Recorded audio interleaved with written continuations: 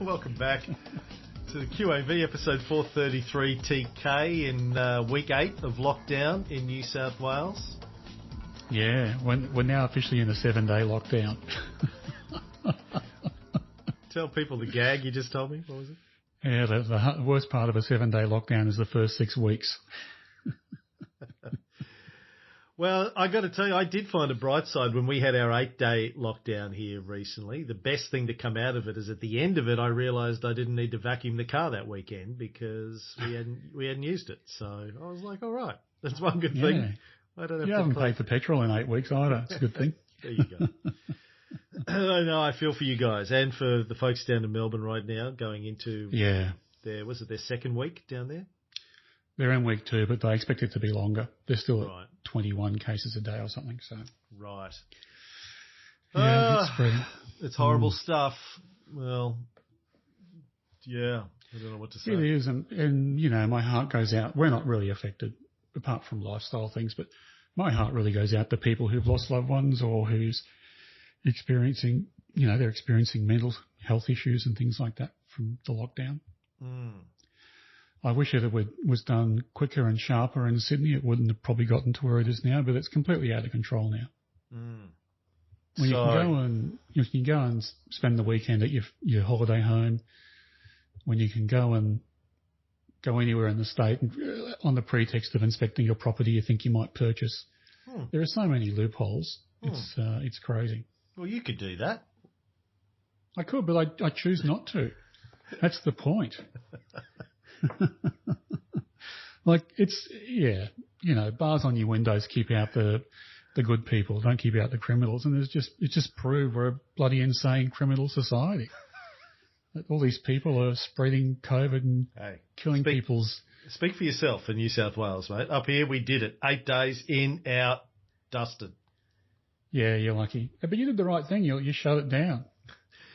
Say what you want about Queensland. We're here. Oh, please don't go more than 10 k's from your home. Or we're not going to check, by the way. Like the cops aren't carrying rangefinders to see how far away you are because there's no cops checking anyway. But you know, look, you can still go and play golf and tennis, but just do it with one friend today. Do it with a different friend tomorrow. That's one friend, and a different friend the day after that. And if you just all happen to meet up with your one friend at the park at the same time and there's 30 of you, well, that's okay. That's fine. You're all there technically with one friend. Correct. Yeah. You just happen to know the rest of the people that are there. Yeah. Yeah. They're all friends. Yeah. So anyway, you can drive a truck through all the lockdown rules here. They've tried to tighten them up, but that's 8 weeks into a Delta variant that's running right now. It's just way too late. They've lost control. So the Liberal Party and the National Party are the party of the freedom. They don't want liberties taken away. It's just not in their nature to lock things down. So this is entirely political. Well, you did say a month and a half ago that you could be in lockdown until Christmas, and the way it's looking. Yeah, I know. I think the only thing that'll save us is vaccines. At least they're getting the vaccines out to people now. We've got some more Pfizer. But, you know, the really hard thing is they don't tell us what's causing the spread. You know, you only find out if it gets into a school or an aged care home. And then you know, okay, that's how it's spreading. But how's it spreading now? They're not telling you, it's because people are going to work or because people are visiting family members or because their bubble buddies are spreading it. No one tells you how it's being spread, so you don't know what if the government's taking the right action and what the right action should be. They don't tell you what's causing the spread. They should know. Contact tracing is pretty good, so they should know it's, you know, being caused by people buying coffees or, you know, unvaccinated people waiting for Pfizer who still get out in the community. You just don't know. They're not reporting that, huh? No. Obviously, deliberately for some reason. Yeah, I mean, I suspect there's an element of ethnicity to this because all of the lockdown areas that are in stricter lockdowns, the 12 LGAs in Sydney are all pretty multicultural.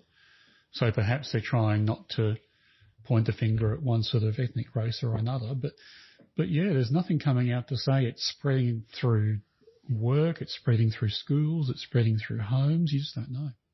Shopping. Oh, well. Yeah, sorry for my rant. I just been locked up for 8 weeks. Starting to lose it. Yeah, starting to lose it, exactly. Yeah. You sent me a text message last night about a TV show, which you never do. I thought, oh, shit, Tony's starting to lose it. He's sending me text messages about TV shows to watch. Yeah, I've got plenty of time to watch TV now. I don't normally watch TV, but I'm really enjoying The Stand, the Stephen King book that's been turned into a TV series. Right. You haven't caught it? No, we only told me about it last night. And I normally... you know, TV series based on books that I liked. I remember reading that, you know, when I was a teenager and I liked it, but usually they don't work out very well. So even Stephen King things turn into books and films usually don't work out, with the exceptions of, you know, if you've got Stanley Kubrick doing it, it'll be okay. But outside of that, I don't think they usually do very good conversions. I really liked Firestarter and The Dead Zone, but they're back in the 80s. Yeah, well, you put Christopher Walken in it and I'll watch it. Yeah, exactly. And Martin Sheen.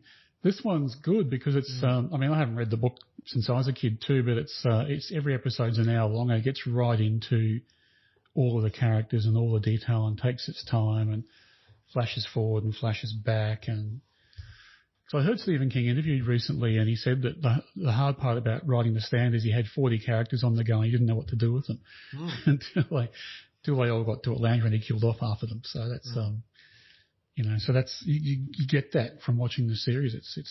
And everyone's in it. Like the cameos are incredible. Like every 5 minutes you go, wow, what are they doing here in this? It's really good. James Marsden stars, and remember him? We saw him at the Met in New York when we were there that day. We did, yeah. Yeah, so he's the star, but Whoopi Goldberg's in it. Greg Kinnear's got a part. Heather Graham has a part. Amber Heard. Yeah, it's just an amazing lineup of cameos. Well, speaking of things that go on forever, we haven't even got into stocks yet, so let's do it. drill down. News. Where do you want to start today, Tony? We'll just race through it as quick as possible, I guess, and get on to the questions. But it's company reporting season. So there's been a few additions to the list. Challenger came on last week. Yancoal's back. Coal companies are doing well at the moment. And be careful of Yancoal because it's got two big shareholders and a small average daily trade, so you can get squeezed on that one when it's time to get out. National Australia Bank, and I've been updating the manually entered data sheet in Google Sheets on our website, and thanks to Gary M for updating for NAB. So check there if you're doing your analysis. Downer EDI's on, Horizon's on. There's a couple which are reported which haven't made it, like Unibale Rodamco Westfield, which is a shopping centre company. It's got good numbers, but the sentiment isn't there quite yet. AGL's got great numbers, but it's in a share price decline. So we'll watch those and wait for them to turn up. I did a scorecard about an hour ago, and I came up with one that wasn't in the manual data, the shared manual data sheet, so I updated it. EHL, Emeco Holdings. Emeco. Okay, yeah. Yep. I got them with a QAV score of 0.12, and they've just gone into positive sentiment, I think. But the reason I did this is also comes back to Gary M. So Gary mentioned in the Facebook group on Friday, I think it was, that Australian Super, his super fund and my super fund, have an option where you can take control of how the money is invested into shares and ETFs and stuff like that. You just have to let them know, and they switch you over to you can directly manage it. So I thought, I'll do that. Wow. But you're limited to ASX 300 shares. Mm-hmm. So I did a download today and just I found out that Stock Doctor have a filter for ASX 300. So I added that to the filter. I created a new QA filter and added that. And really struggled to find stuff to invest in when I was limited to the ASX 300. Initially, really? I only came up with, I think, ING and Dow. Yep. But then I'm getting some feedback from Lee and Steve and Gary in the Facebook group. I had to drill down a lot lower than I'm used to drilling down in the list. I had to go below the preliminary QAV score of 0.1 down to things that had a preliminary score of 0.7 and stuff like that. And that kicked them up. Yeah. Yeah. 0.07. So just thinking, I'm not familiar with that filter, but do you have to also include ASX 200, ASX 100s and ASX top 20s in your list? Because I invest in ASX 300 stocks, and there's a lot more than the ones you talked about there. Well, I ended up going down further. I ended up getting about 10. Westpac, Sun, NAB, ANZ, ING, EHL, CBA, Horizon, CNU, Chorus Limited, and Dow. I don't think does Chorus have sentiment? I think they do, yeah. It's okay. Pretty tight, but I think just, yeah. Okay. But that was it. So that's all I could get with a score of 0.1 or above, 10 stocks. Yeah, I think I've got, I would have said there was more than that, but okay.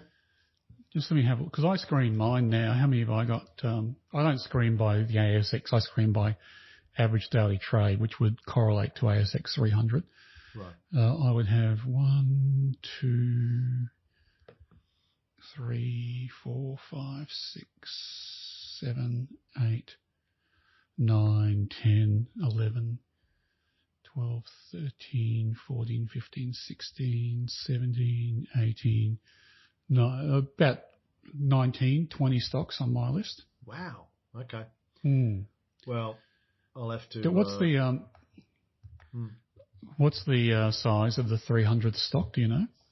No, I don't. Okay. All right. Well, I'll have to. You should have more. I'll have to drill down in again and try and figure out what I'm missing there. My question to you was going to be if I can only find 10 stocks to invest in, what should I do there? Should I take my entire fund and split it evenly between 10, or should I take half of it and invest in 10 and put the other half in an ETF until I can find more stocks to invest in? If I can't find 50 or 20? I always like being fully invested, so I'd invest in 10. Like just split it evenly between the 10? Yeah, correct. Right. Yep.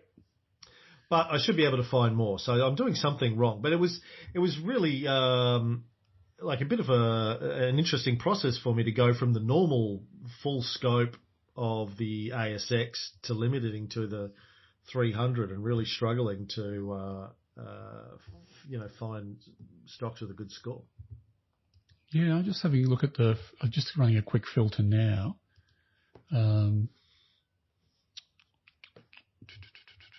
It looks like the market cap. You want a market cap above about 20 million. Oh, right. 20 billion, sorry. Right. So that would be the other way to filter for it, perhaps, is just to look at. Oh, hang on. No, wait on. That's not necessarily correct. I'm just trying to get the market cap. So, no, forget that. It's Just let me have a look. Yeah, no, market cap for ASX top 300 goes right down to 112 million. Right. And 15 pages of output on the stock filter, so there's plenty there. Well, can you pull up your most recent checklist for me? And let's sure. Run through the top 5 or 10, and I'll see what I'm missing.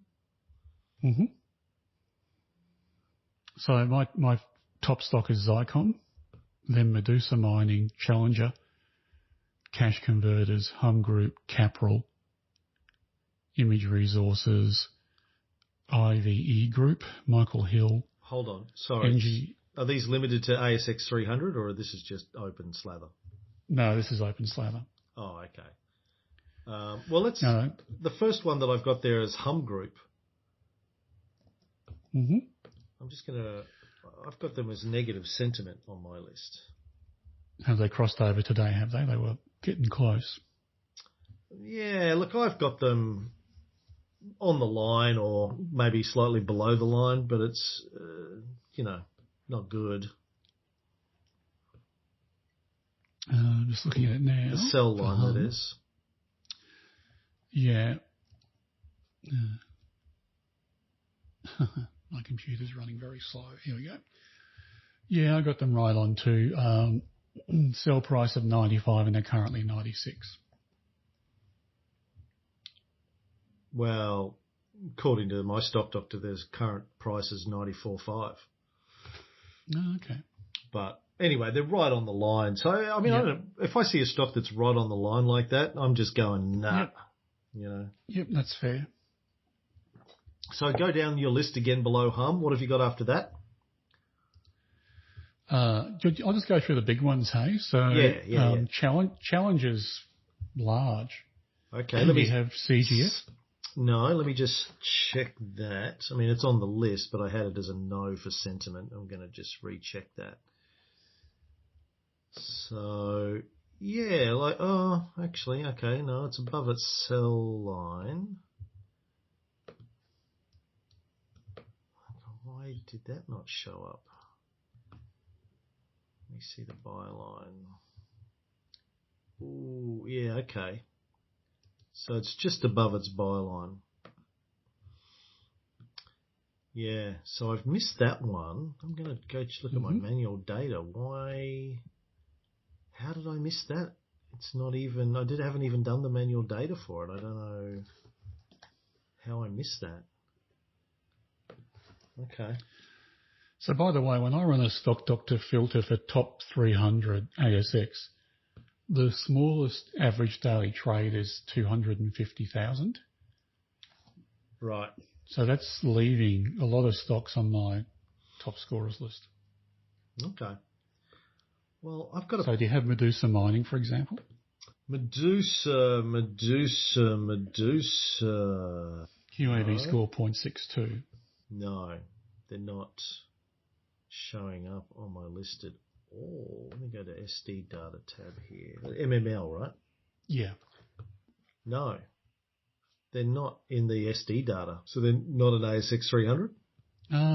Good question. I would have thought they were. Well, they're not in the download that I did from Stock Doctor. Okay. I'm not sure how I can tell looking them up if they're on up there. It's usually just by the market cap. Like they've got a market cap of maybe not 169. Okay. No, it was in I just ran a filter then of top 300 stocks, and it was saying it was there. Well, that's it. Weird. Yeah, let me just double check that. Beach Energy. It's another one I've got a 0 here for, but I think I did. Yeah, I gave Beach Energy a no for sentiment. Correct, yeah. All right. Well, I'll need to go through and just debug my checklist a little bit more. Like, I don't know how I missed Challenger. Yeah, right. That's a big one. Okay. I've obviously screwed something up. Anyway, thank you. Actually, I'm just looking at, you're right, MML's not ASX 300. Sorry. Oh, okay. All right. Well, I'll have a look and try and figure out where I'm going wrong. We don't need to waste more time on that. What else did you want to talk about news-wise, TK? Just the stock pull apart, which is going to be Challenger. All right. Pull pork. I don't own them, so you're allowed to talk about them because you won't crash my portfolio. Full disclosure. Right. No, hopefully I won't crash it. It's interesting, like over time, a lot of these companies come on and off my top scorers list over a long period of time. So I've bought and sold Challenger in the past. It's had a reasonably checkered career of, say, the last sort of 5 or so years. It's a company that issues and sells annuities. So if you're a retiree, you can buy a guaranteed pension from these people. So you invest with them and then they give you a guaranteed return. I think last time I had a look, it was around 6 or 7% per annum. So better than the stock market dividend. And then they go out and try and invest and get a return which is above that, so they make a profit. And it's fairly actuarial. It is actuarial based. It's fairly regulated to make sure that they can keep paying their annuities. I think from memory, way back when they first started, they were going out and buying commercial property that had rental yields above what they were offering people. Back when interest rates were high and you could get sort of 9% yields on rental property. So they then diversified as they got bigger and started just investing in various different things. And they would publish their threshold of what their return on investment needed to be to make the whole system work. And over the last since interest rates have been going down, I guess, heavily in the last sort of 5 years, they've had to lower that threshold a couple of times, which the market hasn't liked. But these last results have turned it round a fair bit. We talked about this, I think, in the Facebook group. Their CEO's announced he's retiring, even though he's only been there for about 4 years, I think, but he has been with the company for a couple of decades. So, and it's an orderly transition, so he's not going until March, which gives the company plenty of time, the board plenty of time to find a replacement. So I'm not too worried about that. Anyway, running through the numbers, I'm getting a QAV score of 0.4, which is quite high. It takes it up to the top of the list, or near the top. It's a large cap, so average daily trade is nearly 9.9 million per day, nearly 10 million. Getting a quality score of 67%, 10 out of 15. Good financial health, strong, and the financial health trend is recovering, which is something I like to see. So they are recovering from this period of when they fell out of favour with the stock market and the share price tanked. It's now turned around. ROE is pretty good. Not that we invest on ROE, but it's 16.88%. Price to operating cash flow of 2 times, PE of 9 times. So, quite good on the value side of things. I'm getting an IV2 of $6.56 and the share price is $6.31, so it meets that metric as well. The book plus 30% or NEPS plus 30% is $7.39, so it's below that. And I'm using the share price I'm using is $6.31, which was when I ran the download at lunchtime on Friday. It doesn't have a great yield, so it's not scoring on that basis. I think it's around 1.5%. Doesn't have a founder holder. It did have a founder holder who left the business, but he'd been there for a long time as well. He left the business probably about 5 years ago and timed it quite well, I think. It's a recent upturn. It's the lowest PE in the last 6 halves, but the equity hasn't been increasing consistently. So all in all, scores well and a recent upturn, so I've bought some. Good. All right. Thanks for that. Challenger. What else do you want to talk about? Well, there's lots to talk about, but maybe we should do some questions. We can come back to it if you like. Oh, okay. We've got a lot of questions. Yeah. Yeah. So. Okay. Dave from Newey. This is one of Dave's holdover questions from several weeks ago. We've been slowly making our way through Dave's questions. I hope it's still relevant.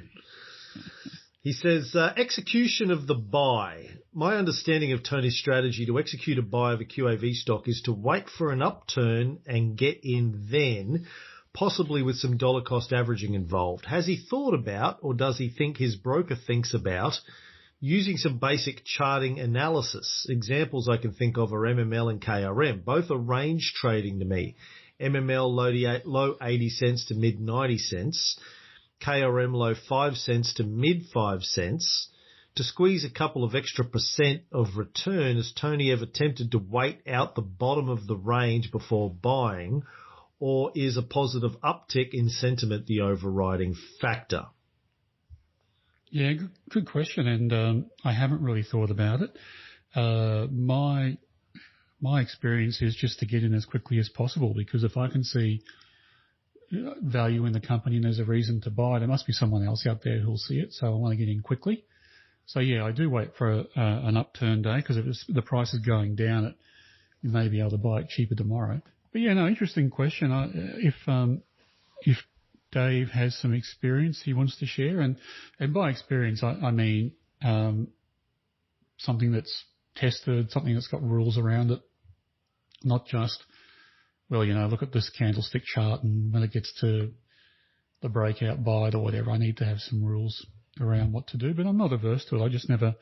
I've never sort of waited around to try and finesse the buy price. Stockbrokers, if you're using a stockbroker, they have a duty to provide you with the best price, and that means that they should use not just the ASX but Chi-X as well to find the best price, and they should try and maximise your price using their buying of the stock. But that's, you're relying on your stockbroker from that point of view. But no, I haven't ever tried to analyse my entry or exit to finesse an extra % out of it. So I'm just making sure I understand what Dave's talking about here. So I'm looking at the MML price over the last month.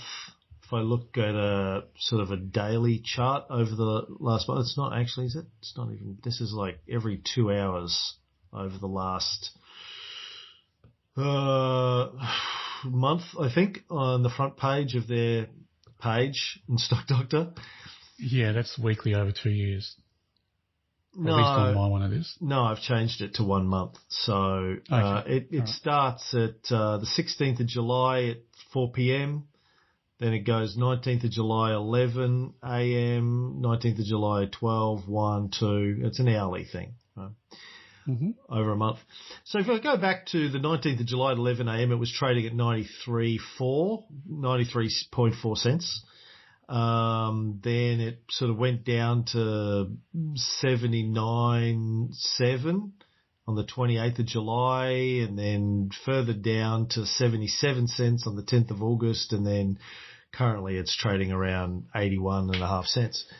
So is Dave saying that if you decide you're going to buy in, to wait till it gets down to the sort of lower area of what it's currently trading in and buying then? He is. Right. Yeah.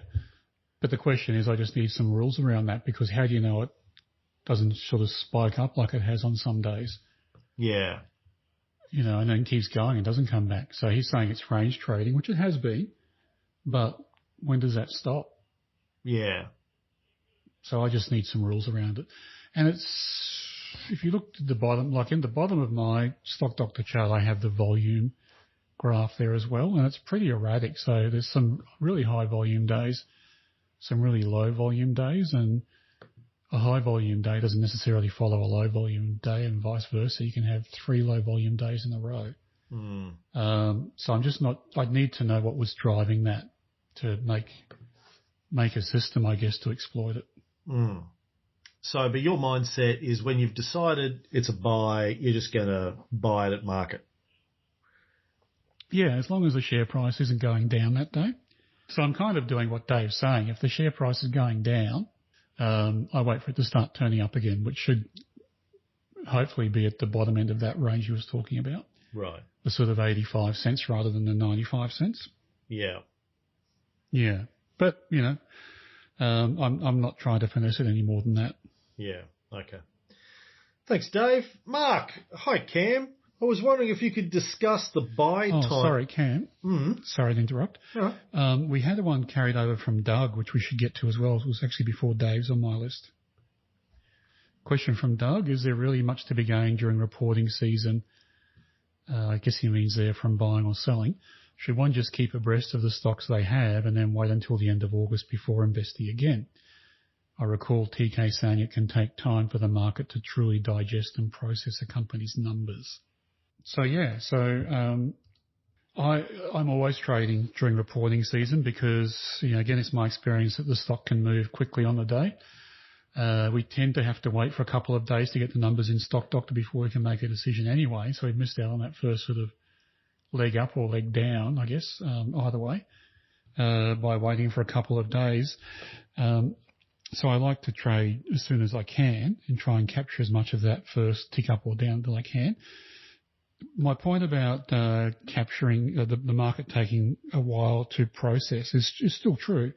So that's why I can buy and sell in other periods outside of reporting season, because the market is still processing the numbers for months after reporting season is finished, especially when the stock price is moving up or down. Those numbers will change in terms of value anyway. So both things are true. I prefer to trade during reporting season, but I'm also happy to trade outside of it. Right. So during reporting, during this sort of period, you're not waiting for a company to issue its report before you're buying something. That's a different question. No, the question that Doug's asking is, should you trade when the numbers first come out on a company-by-company basis, or should you wait until the end and then stack rank them?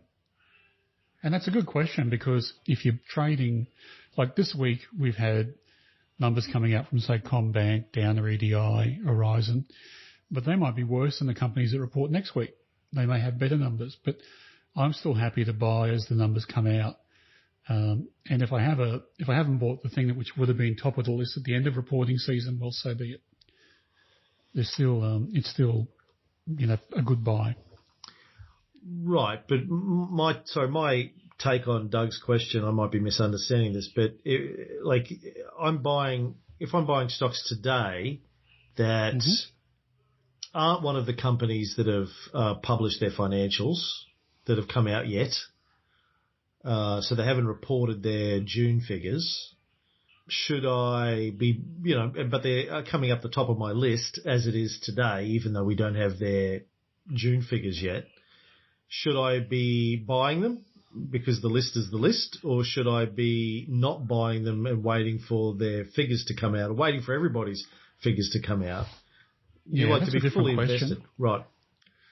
That's a different question, which I'm happy to talk about as well. No, Doug's asking, do you buy during reporting season, or do you wait till the end and stack rank and buy down the list? Yeah, that's what I'm saying too. How's that different from what I just said? No, you just said if something hasn't reported yet, do I buy it? Yeah. Doug's not saying that. Well, Doug's saying, does he buy Commonwealth Bank today, now it's got new figures in Stock Doctor, or does he wait until the end of the month and see whether CommBank ranks higher or lower than something else he could have bought? And I'm saying I'm buying CommBank today. Right. To your question, which is if CommBank hasn't reported yet, but it's still on our list and it's high up, would I buy it? Yes, I would. Okay. So either way, you're just working on the figures as they exist today. Whether they've reported or not reported, the list is the list. The scorecard's a scorecard. Correct. Yeah, okay. Because we've got a few questions about that, and I've been wondering that myself. There's been a few people asking that, obviously, in the last couple of weeks. Should we wait until reporting season's over before we start investing, or should we just keep moving? So keep moving. My experience is that if you wait, yes, you might finesse the order in which you buy, because you'll have all of the numbers into the top scorers list, but you may have missed out on a 30% upturn for those companies which reported good figures. Yeah. Yeah. You may have missed out on WWG, which is one that I bought just a week or two ago. It's up 21%. Right. And the converse is too that, well done. The converse too is that, I bought Suncorp before it reported, and then it reported good numbers and the shares went up. So yeah, it was already on the list. And that's often a thing you'll notice in reporting season, like a week or two before the numbers come out. If the market's got a pretty clear indication they're going to be good numbers, they'll start buying the shares before the report comes out. Yeah. And then if they're pleasantly surprised after that, they'll keep buying, which often happens. Yeah. All right. Thank you, Doug. Mark, hi Cam. I was wondering if you could discuss the buy timing to try to reduce the risk of a stock dropping by greater than 5% on the next day or so. Tony says that he normally doesn't buy on down days, thinking that it could be cheap, but more cheaper tomorrow. Buys are done at 11:30 a.m. after the market has settled. Is there anything to consider? Also, what time frame is used to decide between selling with a 5% loss and break even? If a stock goes up the day after you bought it, then goes back down to your buy price on day two, is it a break even sell, or do you let it go for the 5% loss before considering to sell it? Cheers, Mark. Yeah, I don't really have hard and fast rules on all this stuff. I know people are craving them, but My experience is that I just try and ignore it after I buy it. If I happen to find out it's dropped 5 to 10%, then yes, I will sell it. But there's no, is that the next day, a week, a month after? There's no hard and fast rule. I wouldn't want to keep it if it drops more than 10%, but, then there's cases where I have, because I think it might turn around and it hasn't, and there's been cases where I've sold it and it has. So, it's you're like hitting refresh every half hour after you buy it just to see where it's at, like I am. Absolutely not.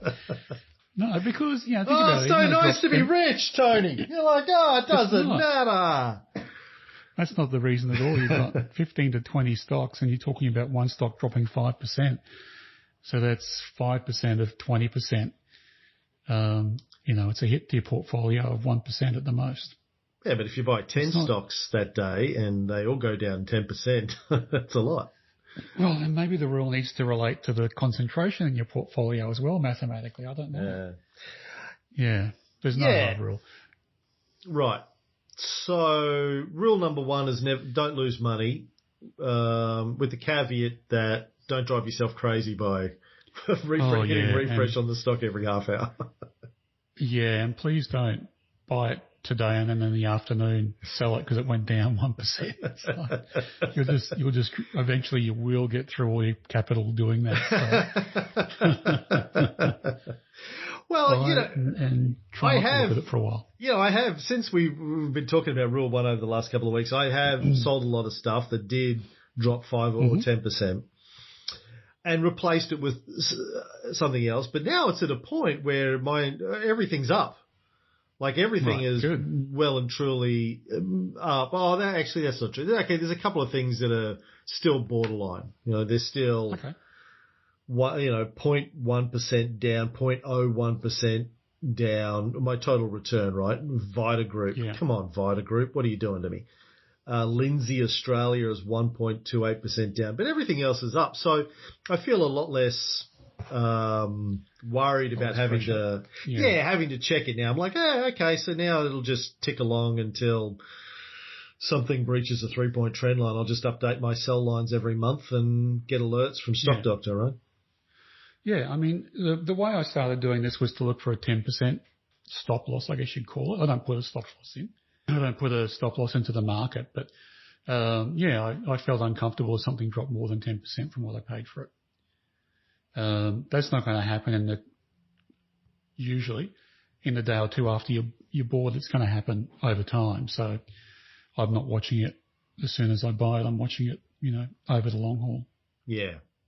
But I mean, I kind of understand the temptation if you're building a portfolio for the first time and you're buying stuff in it and you see it going backwards immediately to go, uh-oh, shit. At some point you need to cut it. If you buy it and over the next week or 2 weeks it drops by 10%, then, I'm going to cut it and find something else. Definitely. Yeah. Yeah. So it's got to be more than just the normal volatility in the share price, I think, too. Yeah. Yeah. Just bad luck. If you're looking at the share and like as Dave was before and it's going up and down between 85 and 92 cents or whatever the numbers are, don't get too upset if it drops back to 85 cents again. So that's a good point. So look at the normal trading range of the stock, and if it's in between that, if it's always going up between 80 and 90 cents in the last few weeks, then don't worry too much about it. Yeah. Yeah, that's a good point. I mean, I'm sure all this stuff can feed into some math somewhere to really put a fine point on these rules, but I've just never done it. Yeah. It's never been an issue for me. The Iceman. It's not that. It just hasn't happened. You will drive yourself crazy if you buy something and then check the price an hour later. Yeah. It doesn't drive me crazy, but it's just extra effort, and then you need to do another download and all that kind of crap, and of course brokerage fees and all that kind of jazz. Which, it doesn't really matter for most people listening to this. their brokerage fees aren't going to be a big whack, but it's only when you get, kids like Taylor and his mates that are investing a small amount of money in the brokerage fees a lot, but they're doing very well. They're not complaining. Their QAV portfolios are great. He tells me he keeps giving you a hard time about what an investing genius he is. Or does he just say that on our walks in the morning? No, Tony, God, Tony doesn't know what he's doing. I've only been doing this for like 2 months and I'm like 50% up. I'm a complete legend. Is he really 50% up in 2 weeks, in 2 months? Yeah, he only bought 5 stocks and 3 of them were up like 50%. So, fantastic. That's great. Yeah. A, I told you what to buy. B, I did it using Tony's system. So don't pat yourself on the back too much, sweetheart. But he's joking anyway. But no. Yeah. Oh, hey, we're setting up a Brisbane meetup. Probably in the next week or two, with all of the Brisbane crews. Taylor and his mate and Hunter are coming along. They want to come along, and we got a bunch of interest from the folks in Brisbane. So we need to get it in before some of you people from New South Wales leak over the border and put us into lockdown again. So we need to get on that today. I need to organise it. We can't inspect some property up there, or visit our second homes. Sure. I could nominate you as a bubble buddy and come and see you if you like. A bubble buddy? Yeah. That's the thing in New South Wales. You're allowed to nominate one person to visit your house. Well, that should be Ray. Ray was actually a bubble boy when he was born. He was in a bubble for 2 months. Oh, really? Yeah. Oh, wow. Yeah, I make fun of him for that all the time. It explains a lot of his psychological and emotional issues. I thought the 5 years without sex explained his the bubble boy thing explains the 5 years without sex when he was dating his wife. Anyway, Ray is my other podcast co-host for people who don't know who we're talking about. Petra, hi Cam. Can we get Tony to discuss his latest on the sell for commodity stocks? I think we did that one last week. Yeah, we've done this one last week. Yeah. Petra, if you have any other questions, give me a call. Oh, sorry, put in a question. Sorry, Petra, we probably took a little bit too long to get to that, but we did get to it. We got to it last week. Yeah. Mark again, or another Mark. Hi, Cam. Above, calculating annualised portfolio returns when... Oh, okay, this is my portfolio return issue. This is your question. Yeah. Yeah. When cash is constantly being deposited and withdrawn from the portfolio throughout the period is obviously difficult. The problem with time-weighted and money-weighted return calculations is that they ignore the source of funds for the share purchase, e.g. purchases from portfolio capital gains and reinvested dividends. That is cash the portfolio has earned as opposed to cash added from external funds. Separating the portfolio's contributions from your own external contributions is important for calculating CAGR/IRR. One way to allow for this is to use the Excel XIRR function, and then he goes into a bunch of stuff. This isn't flawless as it ignores the exact dates of dividend capital gains, deposits, portfolio cost withdrawals. Obviously, Tony's view and suggestions from the class of other methods would benefit all.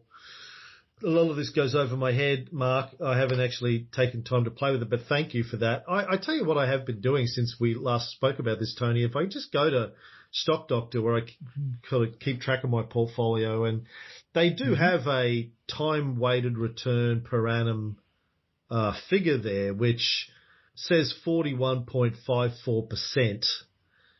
And I'm just assuming that they're right.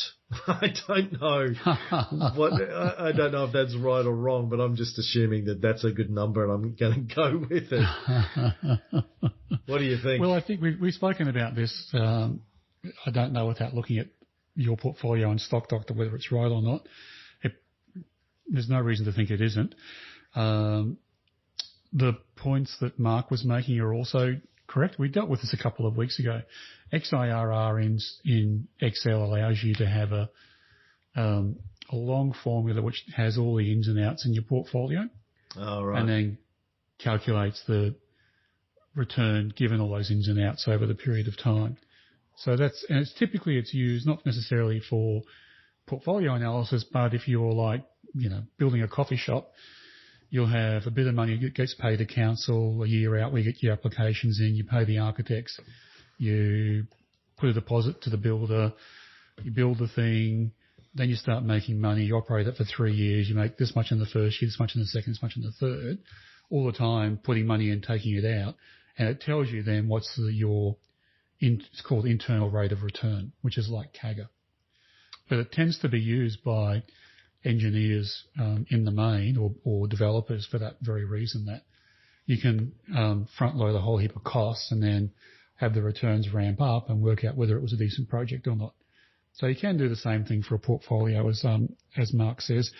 The other way, which I'm happy to do for you if you want to send me through your data, is just to break it down over time periods. So you had this much money invested for this week, and there's a starting balance and a closing balance. So that means you earned that amount of return per week, and then weight it for how much capital you have for that week, and then do it for every week, and then get a weighted average over the whole lot, which is another way of doing it. Yeah, look, I don't really care that much. I'm not going to put you to any effort. If I could sit down and try and nut it out myself and run it past you. If I get time to scratch myself, I'll do that. For right now, I'm just assuming that Stock Doctor is somewhat correct, and it's I know my portfolio is bigger now than when I started and what I've put into it, so that's it's good enough. Mark, if it's the same Mark, I think Mark Dugmore did send me spreadsheet of his own portfolio where he did something like this to work it out. So I appreciate that, and I can use that as a template to try and build my own and see if the number is close to the Stock Doctor number. And if it is, then I can stop worrying about it.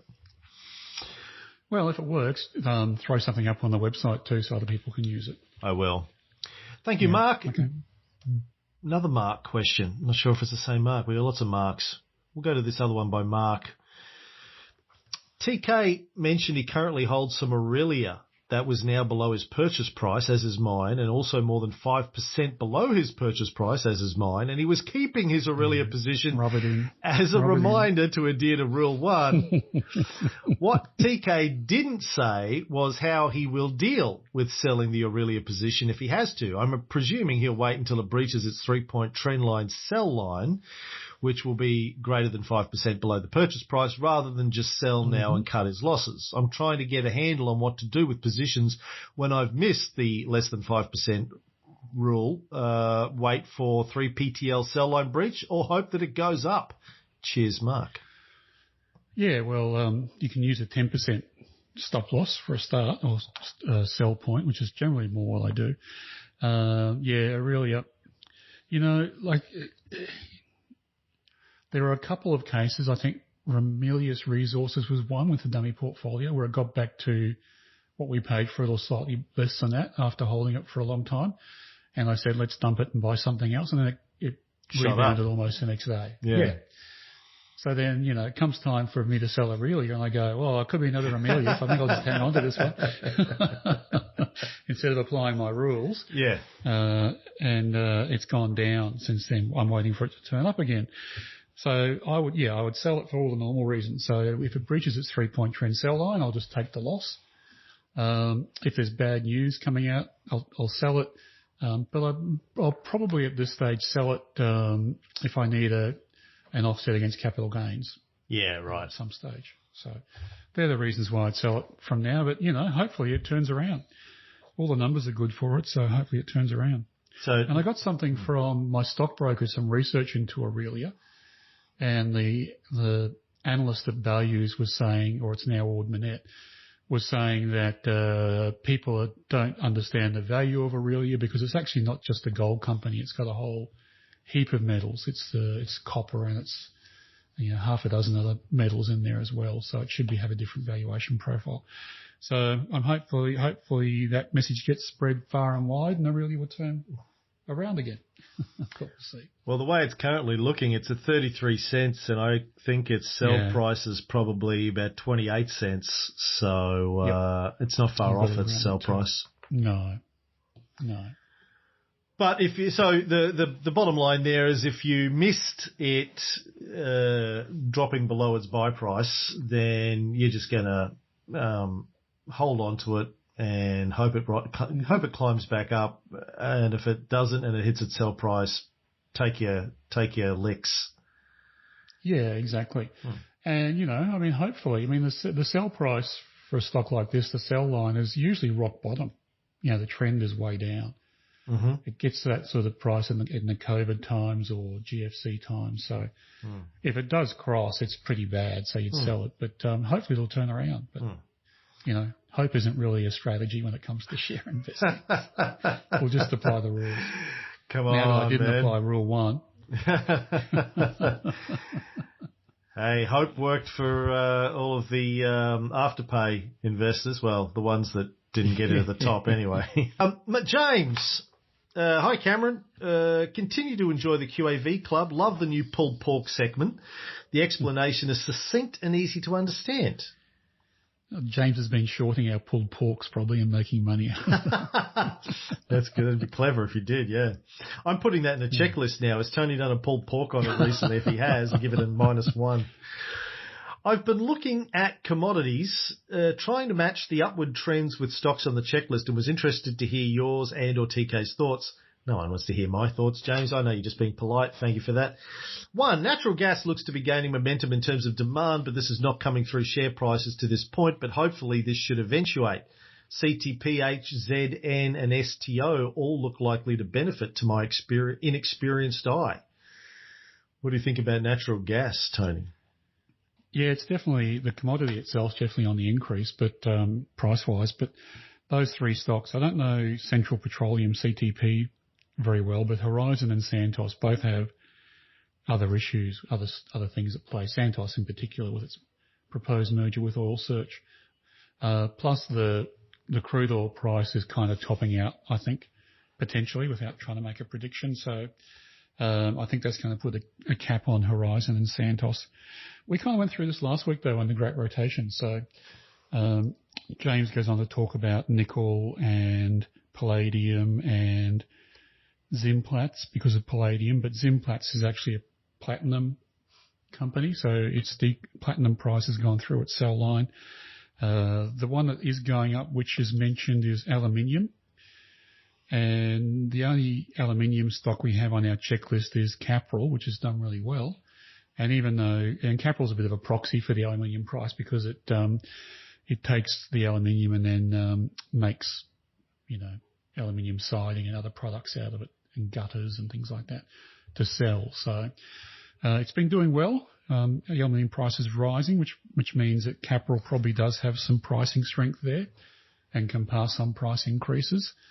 But that's the only one I can think of. There are a couple of companies that have exposure to some of these increasing commodities, like there is an aluminium company, AWC, but it's way down. It's like a score of 0.01 or something on the checklist. Yikes. Western Areas is another one, very low score, and they haven't done well. And I think that kind of makes sense to me because, they score so badly, even the upturn in the commodity price isn't going to save them, I don't think. Right. They have other issues. So, yeah, we pretty much covered up on the rest of that question last week. Well, while we're talking about natural gas, I just went into Stock Doctor's commodities. I can find natural gas futures current. Would that be the one you'd be looking at? I think so from memory. I'll go and have a look. Okay, it's NG hash is the code for that. They've got a couple of other NGs. Okay, it's interesting because I know with, say, an Oil Search, they often price natural gas contracts and peg them to the oil price. So it's surprising that oil's kind of turned down a little bit and natural gas is still going up. But I'm not that familiar with the natural gas market. Well, according to this chart, natural gas futures current has come back a little bit this month. It was at $4 at the end of July. It's now at $3.86. But generally, it's been, going up since the COVID cough. Yeah, I'll just call it up now. I would be using that NG hash in Stock Doctor, which is a futures contract. Right. And it does look a lot like the oil price chart too. You could probably overlay it. Yeah. It's come back a little bit more, hasn't it, than that? Yeah, oil price may have come back a little bit from there. How do you overlay it? Can you actually overlay it in Stock Doctor? I'm just having a look. There used to be a compare. It's not giving me that option though. If I look at... Might only be available for stocks. If I look at the crude oil futures, you're right, it's sort of... It peaked at the end of June, not the end of July, but has been coming back, so it's like a month ahead. The sell price, though, for crude oil futures current is, a lot closer to the current price than it is for gas. So I'm looking at, for oil, I usually try and find Brent crude, which affects Australia's oil price. Right. And Stock Doctor has a North American Brent crude price, which is a bit of a surprise because Brent, I think, comes out of the UK normally. It looks a little bit like the natural gas graph. It's exactly the same, isn't it? Down. Yeah. So they are both above their sell lines, but they both turned down in the last month. All right. Well, hopefully that answers what you wanted, Jim. We're at an hour now. Do you want to rule a line under it there? Do you want to do a couple more? What do you want to do? No, I can do a couple more. Okay. If you want to, you got time? Yeah, for you, always. Ben says, hey, CR and TK, question for discussion, please. Does TK take quality of management into consideration and not just skin in the game? Tony's just shaking his head there. Well, the numbers tell me if management's any good.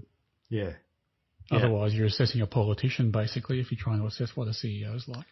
Well, Ben asks, more common in the smaller end of the market where management may hold a significant amount of shares, but it's being run as a lifestyle company. Would TK steer away from a high QAV scoring company where a board member may have previously been involved in a failed business or been given the arse from another company?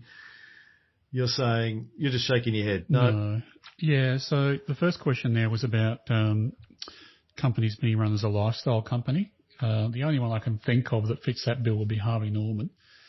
And that's being a bit harsh on Jerry Harvey. I don't want to besmirch his name. It's been alleged that he runs it as a lifestyle company because he invests in... What does that mean? I don't even know what that means. What does that mean?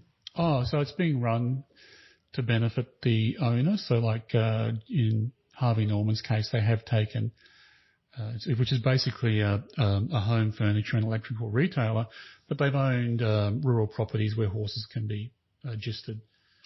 The company owns them. Or cattle properties, yeah. And then he goes and spends time on the farm on the weekend just to make sure it's being run well. Well, allegedly. Well, no, there would be nothing wrong with him doing that. Close to the wind here. Well, no, it's a lifestyle company. Well, if the company owns properties, he's the CEO. He's allowed to go and spend time on those properties.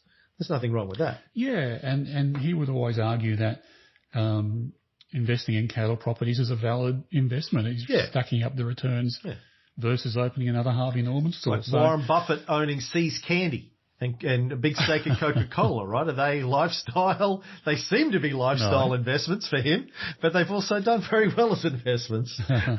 Well, the classic thing is a corporate jet, right? When a company, the CEO goes out and buys a corporate jet.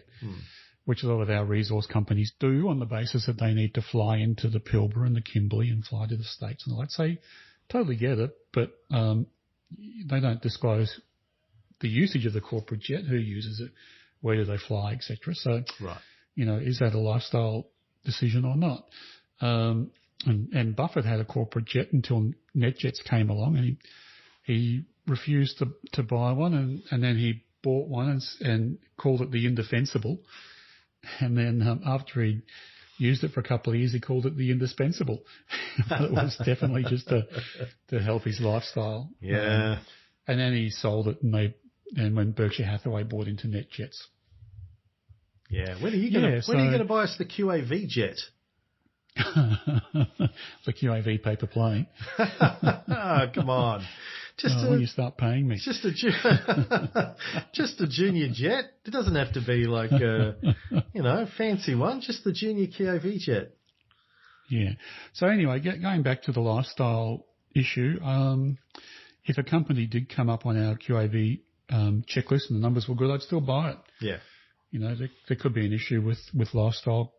If the company owner was driving lavish company cars and corporate jets and all the rest, well, that's an issue to take up at the AGM, I guess. But I can't really think of many where that happens. I mean, they're not good companies usually. Harvey Norman has been on our top scorers list, but I don't think it's there now. No, they came up on my list this morning, and I don't think they passed sentiment.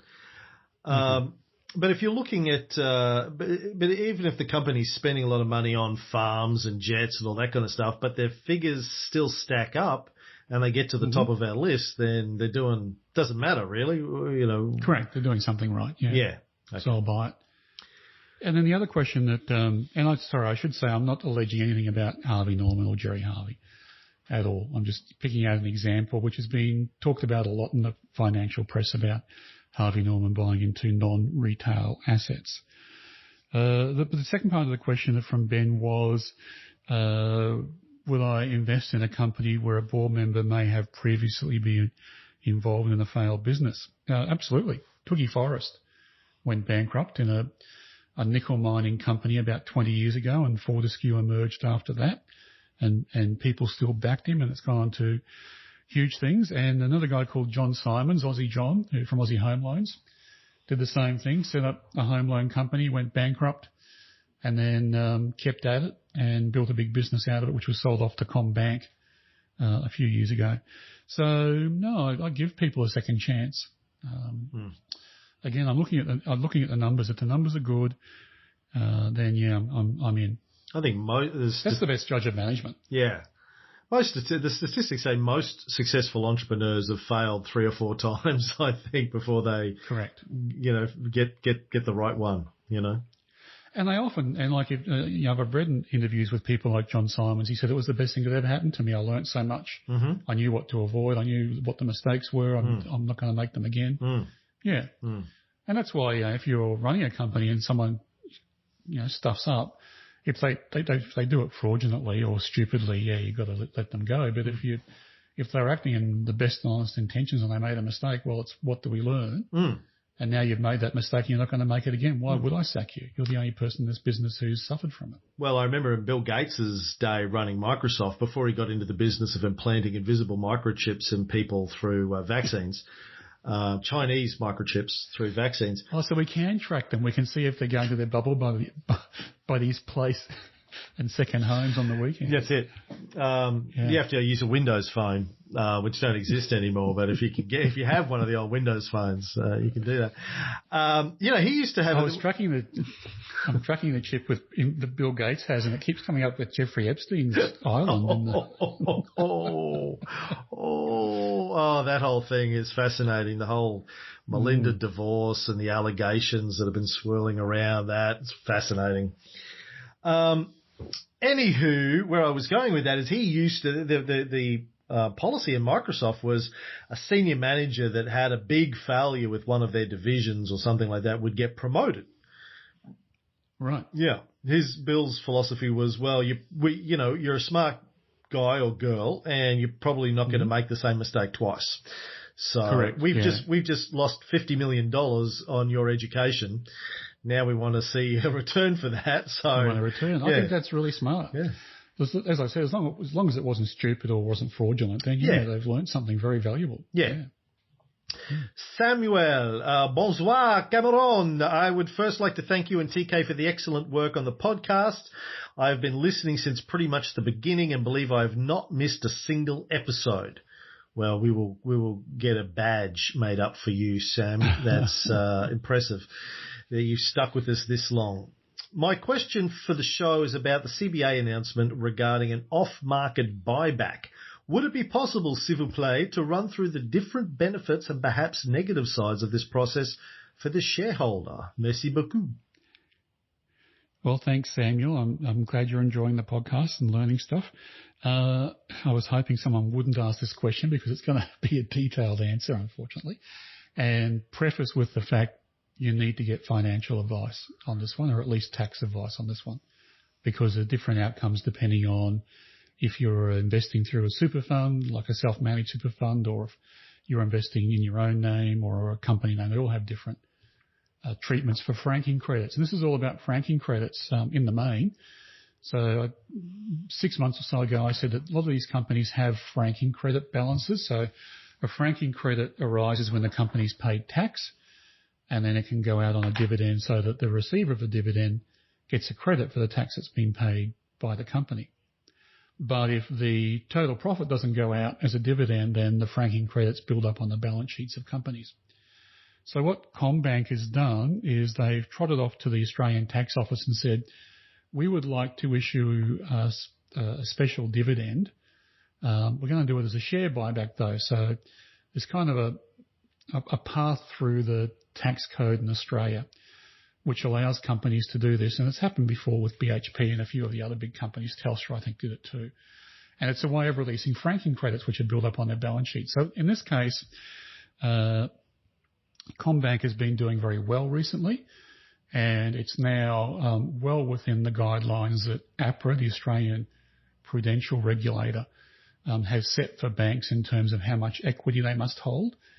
And so the bank is saying we're going to reduce our equity down a little bit to come back within the APRA guidelines, and we're going to do that by offering a buyback which is mainly treated as a special dividend, which means the large part of the payment we'll make to someone who wants to sell their shares back to us is in a fully franked dividend. And long story short, that means, if, for example, if you're on a super fund or a self-managed super fund, the franking credits get added to the buy price of the buyback. So the way this is going to work, and it's I think from memory, today is the last day you can buy CommBank shares and be eligible to be tendering into the buyback, and it's an off-market buyback. So the way it works is that in the next month, say I think it is, the CommBank will allow you to either enter into a tender to sell your shares back to them at between a 10 and 14% discount, or wait until the end, and once the average buy price is worked out, sell your shares back to them at that price.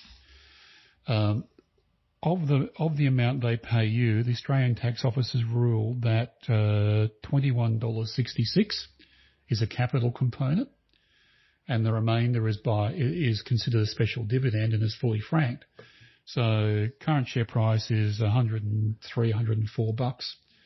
A 10% discount brings it back to in the 90s somewhere. Take off your $22, and about somewhere around $67 is going to be a dividend, treated as a dividend by the tax office and is fully franked. Now, the way to work out what the franking's worth is you divide by 0.7. So CommBank's been paying tax at the corporate tax rate of 30%. So you're adding back that 30% by dividing by 0.7. So $67 dividend grossed up by dividing by 0.7. And then adding back the $21.66 capital component, do all the math, and it comes out to be worth about $117 to someone who is able to claim all the franking credits, which you are in a super fund.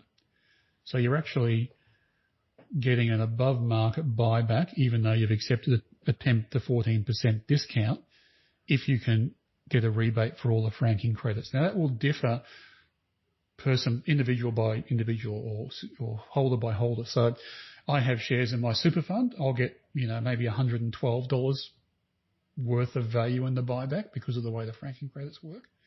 But if the shares are held in my own name, I can only put the franking credits against my tax return. So that may or may not reduce my tax. And I've got to, work out what my tax might be and then decide whether getting a franking credit reduces my tax or not, because I might not be paying tax this year, depending on how things are structured. And then family trusts work a similar sort of way. So there's different tax treatments for franking credits, and it's different depending on whether you're earning a lot or earning a little in your own name as to how much benefit the franking credit will have to you. So it really is horses for courses, and that's why they allow people to tender into the process, some or all of their shares or none of their shares, and depending on the way the shares are held, the benefit will differ. So that's from the shareholder side of things. How does it help the company? Well, they're buying back $6 billion worth of shares. Their market cap's about $180-something billion. So the share price should go up by 3% once this is all finished. But it takes 6 weeks to happen, and 3% is not a huge variation in the share price. So it may or may not be noticeable in the wash things in terms of how it will benefit someone who doesn't sell into the buyback. So most people focus on whether they can make an added premium by selling their shares into the tender process. So it's a detailed answer, Samuel. You need to work it out for yourself. You need to work out what your holding is, what tax you're paying, what threshold you're at, and how much those franking credits are worth to you. Or ask your financial planner or accountant. Ask your tax accountant, exactly, yeah. And spend $1,000 getting an answer from them on it and see how you go. Yeah, and the good news is that this will be talked about in the financial press. I think Stock Doctor have done something on it in a very general way. Be surprised if you can't find something on the interwebs about it where you can sort of calculate it yourself. Yeah. Yeah. Well, and in fact, I did, when I was doing, looking up the Commonwealth Bank booklet on what the details were today, there's a hotline you can call to talk it through with them. They won't give you tax advice, but they'll probably explain things to you one-on-one. Well, thank you, Tony. I hope that helps. Sam, can I ask a question? Quick jump, one. Are you? Hey? Q jumper, yeah. This was actually at the top. I take priority, but I didn't let it go. And it was actually in last week's show, and then we didn't get to it last week. MXI's 5-for-1 consolidation. As an owner of MXI, Taylor called me up and said, "What does this mean? Is this good?" And I said, "Yeah, it's good." He said, "Why?" And then I tried to explain it, and I got confused. Can you explain why consolidations are good again? I don't think they are personally, but it's just all psychology, really? Right? The share price is, in the cents, it's like 50 or 60 cents. And so when they consolidate, it'll go up to $2.50 or something like that. So it's just really trying to get around people's perception that if a company has a share price in the cents, it's a small company and it's not worth investing in. So, but it's the same company with the same valuation. It's just changed the number of shares it has on issue. Someone else asked a question about what the sell price would be for MXI because its share price went up so dramatically after they announced they were selling their trailer parts business. And long story short, the way I do it is, I think the numbers are something like the MXI is returning to the shareholders the proceeds from the sale of its trailer parts business and some property associated with that. It's about, I think it's 12.5 cents per share from memory. So I would simply, until that's payable, I would simply add that to the sell price and raise it up. It'll still be a long way below where the share price is currently. Yeah. So I get the sell price at the moment of roughly about 37, 38 cents. It's currently trading at 74 cents. Right. So if you add 12.5 to that 34 sell price, it's still going to be 44, 50 cents, which is 50. Yeah. The other thing, though, is that as each month rolls forward, that sell price will go up, I think, too. Yeah. Yeah. But that's about all I can suggest. Right. Okay. The other, probably the only other comment I'd make is if it hasn't happened in MaxiTrans's case because it's still on the buy list or on the top scorers list, but if a share price had risen so dramatically, so quickly that we sailed right down to a really low QAV score, I might consider taking some profits in that case, but it's not the case with MaxiTrans. Right. Thank you for that. You want to do Steve's question? And don't bombard us with what are the rules for doing that. It's, common sense rule 1. Right. Do you want to knock Steve's off, or do you want to just leave it? It's the last one, isn't it? Yeah. No, it's the last one. Okay. Yeah. This is from Steve. Hey, guys, I know you've covered in the past, but it'd be really helpful to give your latest thoughts on stocks breaching their 3-point sells when they go ex-dividend, specifically Sun and Ben. They are both buys now, of course, but both go ex-div either today or in a couple of weeks, which will probably get them close to their sell lines. So I would add the dividend back until you get paid it, because it's money that you're owed. And sometimes, like especially with banks, for some reason, I'm not sure why they like to hang on to money. So you don't get the dividend banked for a while. I'm not sure what the case is with Suncorp and Bendigo, but I know with some banks they declare a dividend in March and you get it on the 1st of July, which suits their tax treatment. And maybe not yours, but anyway. So yeah, I would add that dividend back in terms of working out the sell. What does that mean? Doesn't always. Can you explain that in English? So if Bendigo Bank pays a dividend of $1, I'm not sure what the numbers are here, and it drops, when it goes ex-dividend, it drops by $1, I'd still add that $1 back to its share price when you're working out the sell line. Right. So you don't want it to, because a lot of shares will drop by their dividend. In fact, a lot of shares will drop by more than their dividend because there's a whole tribe of people out there who put together investment portfolios, high yield investment portfolios for retirees, and they just, move on then to the next stock that is going to pay a dividend, and they'll sell out straight away. So you can get some selling pressure when the stock goes ex-dividend. Rio Tinto is a classic example of that. Pulled up the numbers on Rio today. It paid its yield was about 6 or 7%, and the share price is down 10% after it went ex-dividend. So I think that's probably a combination of the iron ore price going down as well.